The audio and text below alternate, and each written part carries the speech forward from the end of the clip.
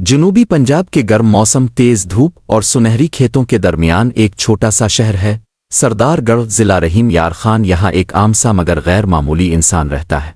खादिम खान वलद नज़ीर अमार रुकनपुर का सपूत। इसकी ज़िंदगी आसान नहीं थी। बचपन से ही इसने गुर्बत की सख्तियाँ देखी थीं। इसके वालिद मेहनतकश आदमी थे जो लोगों के घरों में काम करते और अपने बच्चों को रिज़्क हलाल खिलाते। खादिम ने वही सबक सीखा कि मेहनत में बरकत है और सच्चाई में सुकून। बचपन की जिदोजहद। खादिम जब छोटा था तो अक्सर स्कूल से वापस आकर अपने वालिद के साथ मजदूरी करने निकल जाता। इसके हाथों में छाले पड़ जाते मगर चेहरे पर कभी शको ना आता। वो कहता ओ अब्बा पसीना बहाना गुनाह नहीं, ये तो इज्जत की खुशबू है।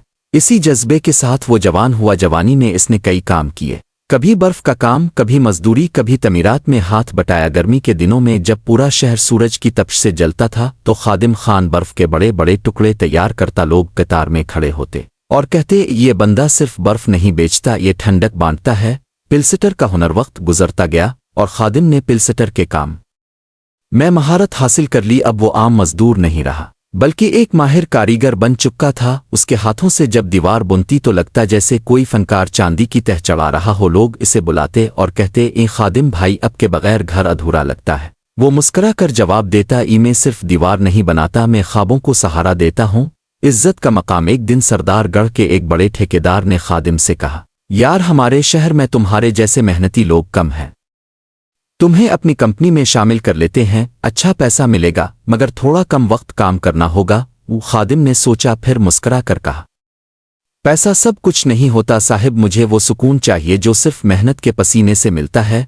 ठेकेदार हैरान रह गया। ये वो दौर था जहां लोग आसान रास्ते ढूंढते थे और खादिम खान मुश्किल रास्ता चुन रहा था मगर इज्जत के साथ दीवारों में ख्वाब। एक दिन खादिम एक नया मकान बना रहा था। मालिक मकान ने पूछा तुम इतनी मोहब्बत से काम क्यों करते हो? खादिम ने हल्की सी मुस्कुराहट के साथ जवाब दिया ये दीवार किसी के ख्वाबों की दीवार है। जब इसका बच्चा यहाँ खेलता है तो मुझे खुशी होती है कि मेरी मेहनत इसकी खुशियों की बुनियाद बनी है। यही वो लम्हा था जब लोगों ने इसे मेहनत का बादशाह कहना शुरू किया। जिंदगी का सबक। जिंदगी के उतार चढ़ाव ने खादिम को मजबूत बना दिया था। कभी दिन को बर्फ बेचता, कभी रात को पिलसेटर करता, लेकिन एक बात हमेशा कहता मेरी मेहनत मेरा फख्र है और मेरी इज्जत मेरे हाथों की लकीरों में छपी है। इसके इर्द गिर्द के लोग अक्सर कहते ए खादिम खान जैसे लोग कम ही मिलते हैं जो कमाते भी हैं, बांटते भी हैं और कभी झुकते नहीं। इख्तिताम। आज जब कोई रुकनपुर सरदारगढ़ में नए घर की बुनियाद रखता है तो वो कहता है ये दीवार खादिम खान के हाथों से बनी है, इसमें सिर्फ ईंट नहीं दुआएं भी शामिल हैं।